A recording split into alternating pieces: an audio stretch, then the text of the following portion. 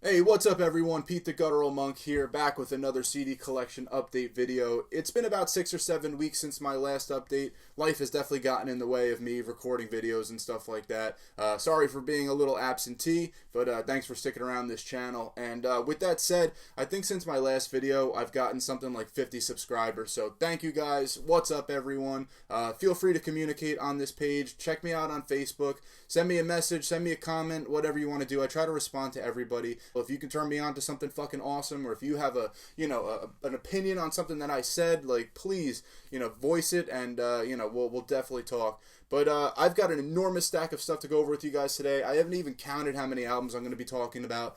So I recommend grabbing yourself a beer and just kind of enjoying this one, because it's going to be a long one. I've got so many potential album of the year candidates on this video. I can't even begin to fucking tell you the quality of the releases that's in this stack right here. So let's just get shit started. First up is the brand new one from Temple, Nightside. These guys hail from Australia. This one is called the Hecatomb, and it's out right now on Iron Bonehead Productions. This is their second full length. The first one was called The Condemnation back in 2013 or something like that. So these guys play a very doomed out style of death metal with some black metal undertones going on to it. The first minute of this album is the heaviest thing to be released so far this year.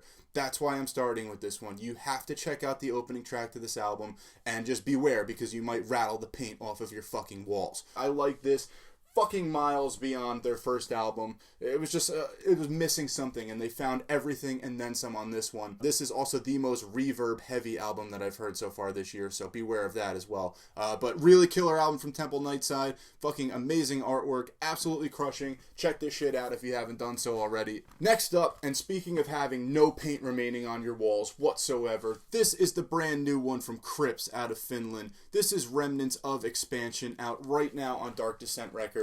This album, alongside of the brand new one from Khemmis, which I'll get to much later in this video, was easily my two most anticipated albums of 2016. Crips released the absolutely flawless Unending Degradation back in 2013. Classic, old school style Finnish death metal, done so well. Fucking heavy, buzzing production, unbelievably low and disgusting vocals. But what they did on this album is they built on that sound, and they were able to pull it into a more experimental realm.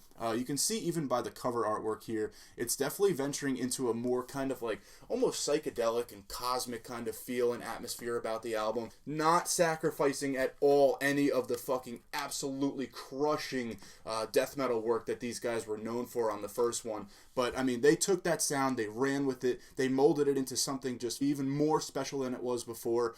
I cannot say enough good things about this album. It totally lived up to everything I expected the new album from Crips to be. I fucking love these guys.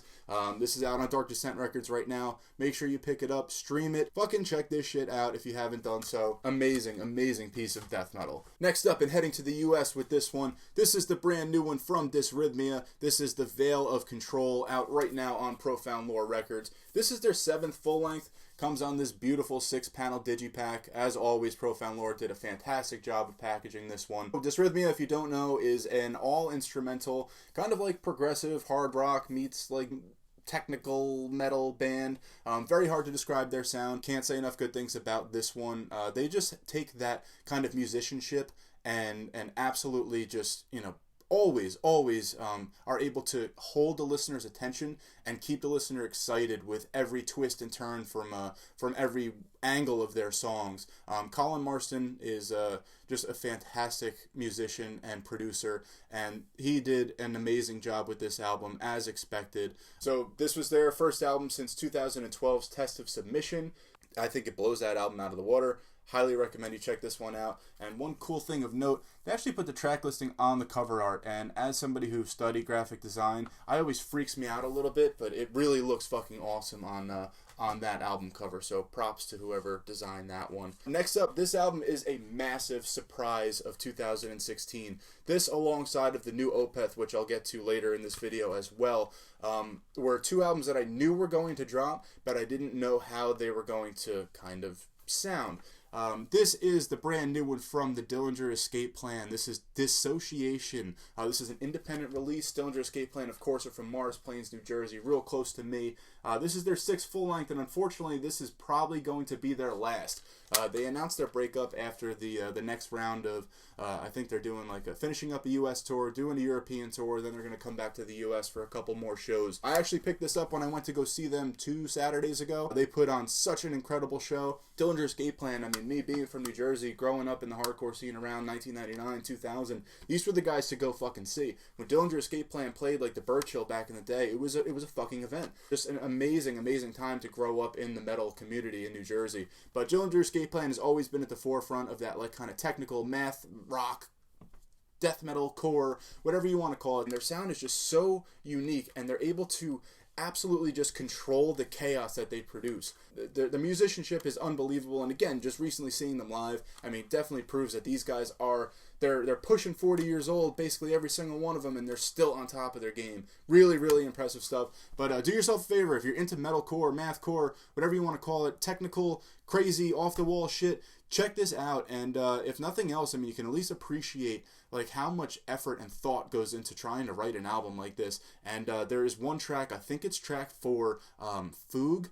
It's this like glitchy, completely instrumental kind of track. They always have an instrumental track on each one of their albums, but this one is just like, it just creates the atmosphere for the rest of the album so perfectly. But with that said, the entire album is near perfect. What a way to go out for the Dillinger Escape Plan. Absolutely love this stuff. Do yourself a favor, don't write them off. Check that fucking album out for sure. Back into a little bit of a black metal realm of things, actually a lot of a black metal realm of things. This is the new full length from Ashbringer. Ashbringer is from Minnesota. So last year, Nick Stanger, he released Vacant, and Vacant was completely written, performed, everything by himself. This time around, on this album, Yugen, which is released by Avant-Garde Productions, he's got a full band behind him. Now it's a 5-piece band. You can tell the depth of the songwriting, the depth of the instrumentation. Everything is just evolved and just grown, and it's now expanded into, again, 5 minds kind of putting their thoughts into the music itself. And they've created an absolutely stunning black metal album here. Atmospheric black metal, a little bit of folk influence as to be expected based on the last album. Really, really, really impressive stuff. Looking forward to what these guys do in the future, and obviously, hopefully, some live shows and all that stuff. Now, I'm not sure if they're touring currently, but I would definitely like to check them out one day. Next up is another atmospheric black metal band. This is Woman of the Earth with Torch of Our Final Night.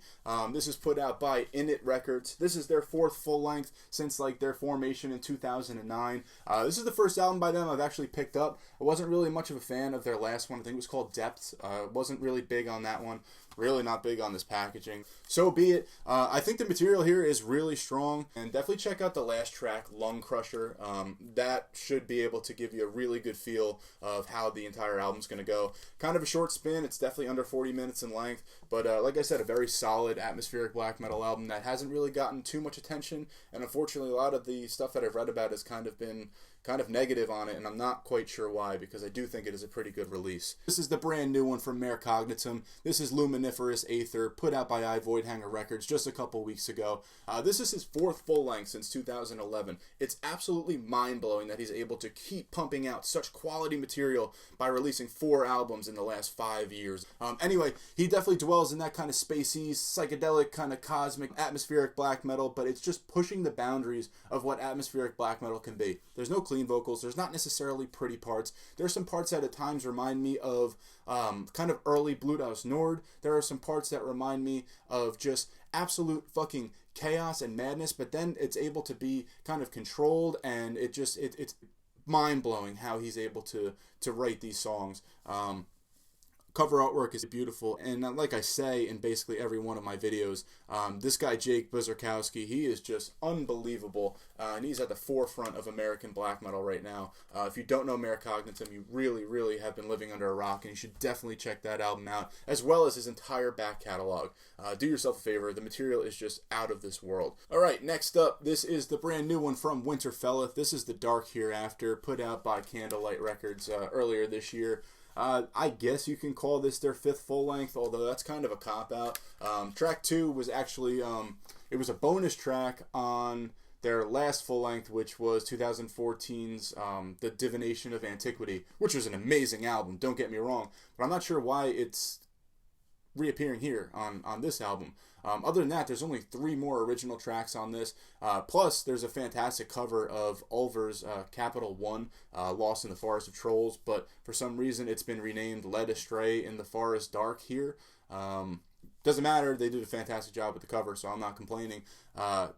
It plays through really, really well. I mean, I'm not taking anything away from the experience of listening to this album. I just don't think they should really bill this one as a full length necessarily, just because it is only 5 tracks. It plays for only about a half hour or so, and there is, kind of a little bit of recycled material going on here, as well as a cover song. So check it out. Winterfell kicks ass. I love their kind of folky approach to, atmospheric black metal. Just weird that they're billing this one as a full length. So I wonder what's up with that. I really hope they're not calling it quits and trying to just get out of a record deal here, because that would be a goddamn shame. Next up, this is my favorite band out of Spain. This is Graveyard with For Thine Is Darkness, released just a couple months ago on War Anthem Records. Comes in this really cool slipcase coffin, which I really dig. It's got the spine real fat there. I always like that. So for a band with so much material, it's kind of crazy that this is only their 3rd full length. Really cool cover artwork going on there. As usual, their albums always look pretty fucking cool. It's not as good as 2009's One with the Dead. It's not as good as the amazing EP from 2011, The Altar of Sculpted Skulls. But Graveyard is one of those bands that they are just a consistent force in that old school death metal sound. They deserve respect. They deserve your time, listen, spins, money, everything. Throw it at them all you can. Graveyard absolutely kicks ass. They didn't disappoint with this album. Again, it's not getting much press, unfortunately, but I definitely think you guys should check it out. A band that should need no introduction to most of you guys checking out this channel. One of the most unique bands active in metal right now, in my opinion, is Subrosa. Subrosa is this absolutely kind of soul-crushing, beautiful, majestic, haunting, sonic torture that's fronted by 3 females, and there's 2 violin players. Talk about an absolutely unique band in the world of metal right now. This is their most recent full length. For this, we fought the Battle of Ages, out right now on Profound Lore Records. It's their 4th full length. It is not necessarily my favorite of their material, but this is 64 minutes of, like I said, haunting and beautiful, majestic, doom, sludgy, stoner metal that is just kind of like in a league of its own. Definitely check this one out if you haven't done so. These guys are from Utah, or these guys and gals are from Utah. Really, really, really impressive album from Subrosa. Check out their back catalog as well, because it's just full of sick material. This next band originally called it quits back in 1999, but they recently reformed to release this awesome traditional doom metal album. This is Naevus with Heavy Burden. So their first album before this one is called Sun Meditation. It was out on Rise Above Records, like I said, back in 1999. They split up after the release of that album, and then they decided to reform, and they released this beauty. So this is traditional doom metal done extremely well for fans of like Spirit Caravan, Cadaver, Purple Hill Witch. You know exactly what you're going to get. A little bit of hard rock influence, obviously straightforward, fat, thick fucking riffs. Can't get my bearings on this jacket. There's really no rhyme or reason to it. There's no spine on the side. It's just this weird, like, complete, like, square-shaped jacket. But anyway, really killer album from a band that I've seen literally nobody talk about. If you're a fan of doom metal, give this one a listen. I think you can stream it all on their Bandcamp page for free. But pick up a copy of this one, because it is honestly one of the best doom metal albums that I've heard this year so far. Really, really great stuff from Naevus. They're out of Germany, and that one is on Matter Records, I believe.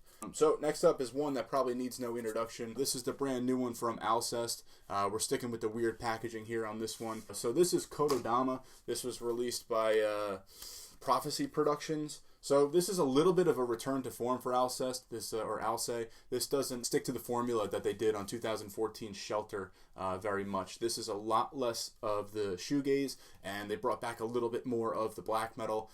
This is not my favorite release from them by far, but I do like seeing how Nige and crew has kind of come back around full circle, and they're embracing the metal again a little bit. while still maintaining that like super pretty and dreamlike feel that they've always been able to do so well. I'm not going to dwell on this one for very long because, like I said, they probably need no introduction to anybody checking out this channel. But check this one out. This is a really weird one from a band out of Sweden.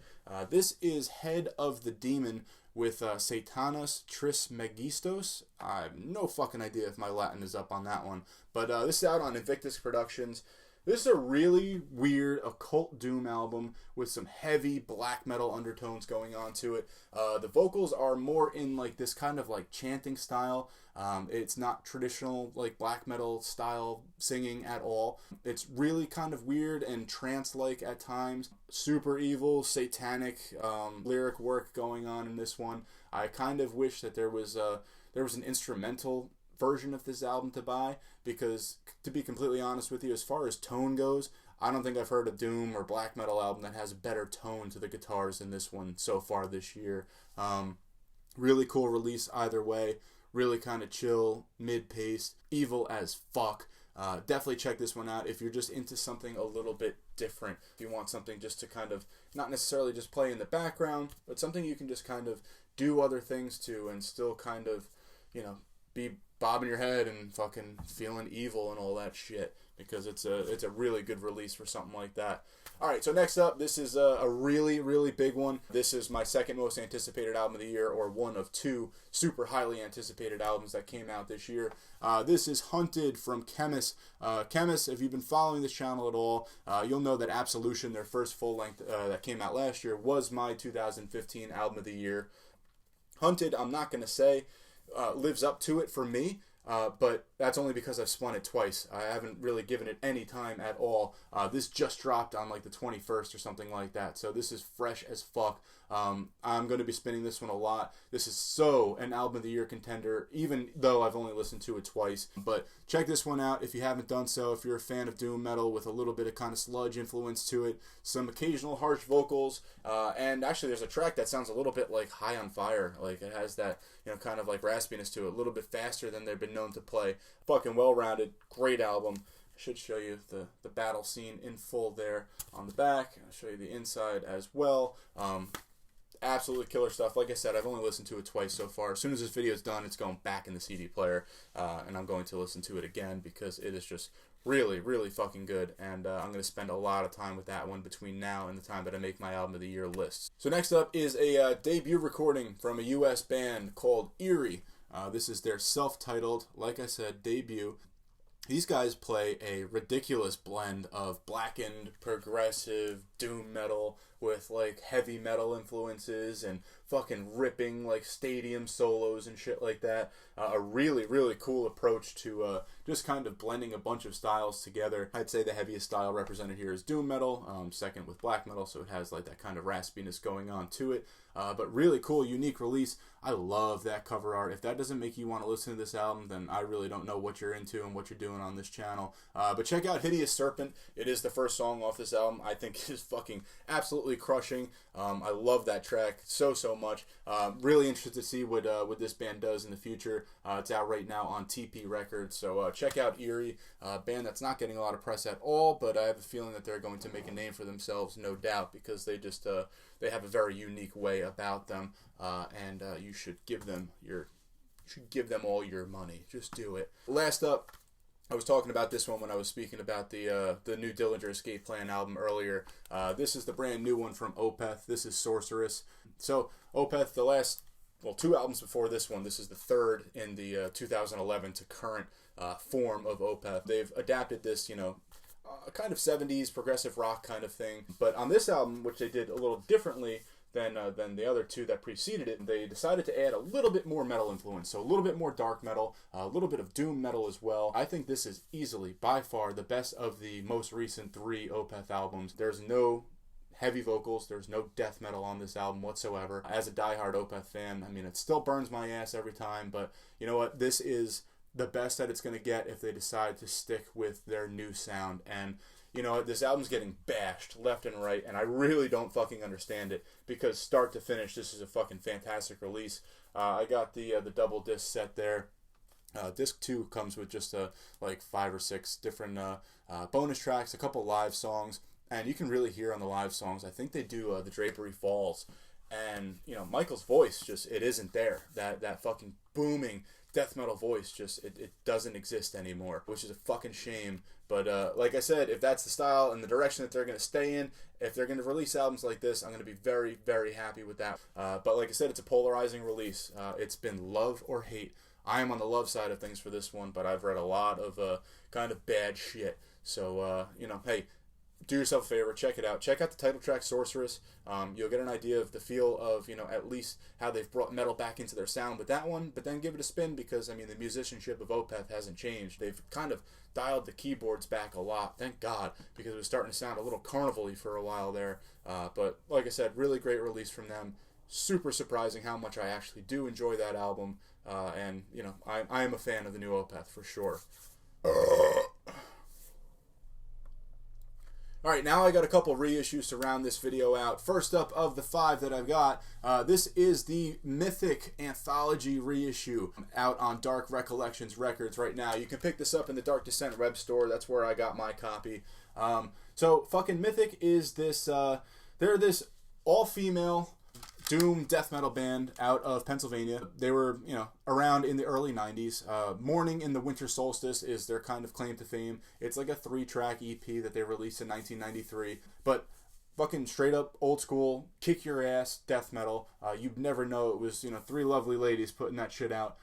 This one also features the Immortal Realm demo from like 91, and then there's like a rehearsal tape on here that rounds out the last couple tracks. Really happy to have this one. I originally found out about Mythic on, it was like a Relapse singles series or something like that. It was like a 4-way split that they put out a couple of years back. But Mourning in the Winter Solstice was on that one, and I've always loved the sound of that EP. It is, I mean, to me at least, it sounds a little bit more cleaned up on this one. Maybe it's remastered. I don't know. I didn't really spend much time with the liner notes at all. But the track Winter Solstice always had like this like very unique bass drum sound, and now it just sounds a little bit more cleaned up, a little bit more full, which is great. I mean, this whole thing sounds awesome. The rehearsal tapes are a little but you know, as a fan of those first 3 tracks for the last couple of years now, I can say that, I mean, they sound really, really fucking good. Give Mythic a shot. Obviously, they're not around anymore, but give them a chance because it is a gem in the old school death metal world of things. And like I said, if you didn't know it was 3 chicks, you'd have no fucking idea. Next up, really cool one. I definitely want to thank drummer Mike DiStefano for sending me this one. This is Vukari En To Pan. This is the EP that was released originally back in, I want to say like 2014 or something like that. Maybe 2015, I'm not sure. But I was mentioning in my last video that I didn't know where to score a copy of this one. He was kind enough to drop me a line to point me in the right direction on that. Thanks so much, dude. So when I got this in the mail, it literally didn't leave my CD player for probably 3 days. I listened to this over and over and over again. And Mike is actually responsible for the amazing photography that's on the inside of this album jacket as well. So, like I said, this was originally released as a digital file, and then 1859 Records put out the vinyl last year, and now it's finally been reissued on CD, which is so fucking cool, because now it can go in the car, this can go, you know, on the iPod, you name it. Just a little plug. If you haven't checked out Divination yet, fucking do so. It's out right now on Bindrune and Iwas Recordings. They are one of my favorite bands at the moment. This is one of the best black metal releases to come out this year. I mentioned it in my last video. If you want to hear more about it, just go back to the video number 7 or whatever the fuck it is, and check that one out because it is an absolutely killer release. Give them a shot. And I should have mentioned it earlier, but everything is put in the description below. Click the little down arrow and you'll find everything that I fucking mispronounce in this video because it's all going to be right there. So Vukari, Divination, Vukari, and En To Pan. Check them out. Fucking great band out of Chicago. Really killer shit. Next up is another awesome death metal reissue. This one from Dark Descent Records. This is Entrails with Tales from the Morgue. This is their first full length, originally put out in 2010. I honestly think this is their strongest material. Swedish death metal, a little bit old school. These guys formed in like 1990, but for some reason they didn't put their first full length out until 2010, so I've always thought that's a little bit weird. But like I said, fucking crushing old school Swedish death metal. This is new cover artwork. The album originally didn't look like this. It had a much more kind of goofy, cartoony look to it. But this is all new artwork for the reissue. Like I said, Dark Descent Records, fucking great reissue, as usual from them. And speaking of another kind of Dark Descent, at least exclusive, these are two from the Crypt. This one has been on my wants list for as long as I've had a fucking wants list. This is Eulogy with the Essence. Also contains the Dismal demo. So like I said, the Crypt put this one out. So if you know anything about the Crypt or Dark Symphonies, you know that the quality is at its highest on these reissues. Comes with a cool Japanese style OBI strip as well. So Eulogy is a death metal band out of Florida. The Essence was their literally only EP. They never put out a full length or anything. Came out in 1993. It was this super experimental, you know, it was Florida style death metal straight up. But it had like these kind of like super chilling, like haunting female vocals that would just kind of come and go, and it added this like weird atmosphere and this uncomfortable kind of like feel to the songs. It's like 18 or 19 minutes long, but I mean, it is seriously a fucking, you know, it's an underrated gem of Florida death metal first and foremost. But I mean, it's kind of like in my opinion, it's a fucking unsung death metal masterpiece. So the cover art to that is one of my favorite death metal cover arts of all time. Can't say enough cool things about that fucking piece right there. The Dismal demo, it's okay. It doesn't give me the same feels as the Essence did, but I mean, really, really cool shit. I so wish this band had more material. But check out Eulogy while you can. Limited to like 1,000 copies or something like that. After that, who knows what's going to happen to it? It might be lost again forever. But check that shit out because it is a unique piece of death metal that definitely deserves your attention. And last but not least, coming from Slovakia, this is Dementor with The Church Dies, and it also contains the Morbid Infection demo. So The Church Dies, straight up old school death metal, 1994 released.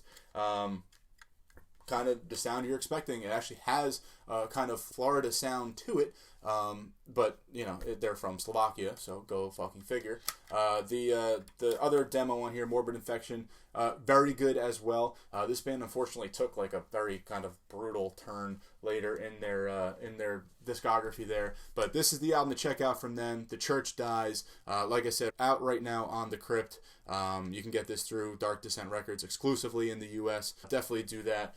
Again, old school death metal, crushing shit. Definitely dig it. That's all I got. I don't know how many albums that was.